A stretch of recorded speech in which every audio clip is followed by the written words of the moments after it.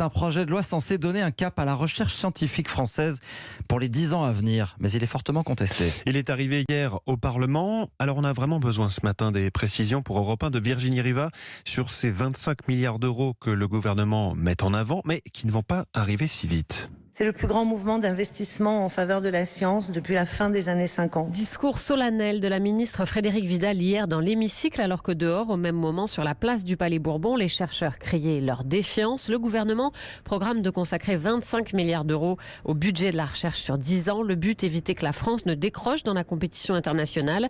Mais les chercheurs n'y croient pas. Pour eux, c'est faire peser les plus fortes dépenses sur les prochains gouvernements.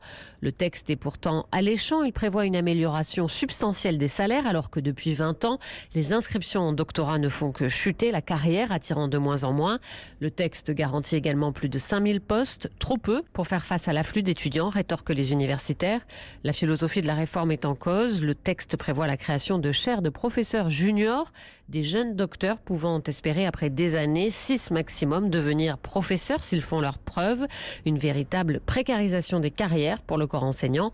Dans l'entourage de la ministre, on reconnaît qu'on s'adresse à un public ultra exigeant qui a souffert de décennies d'incurie.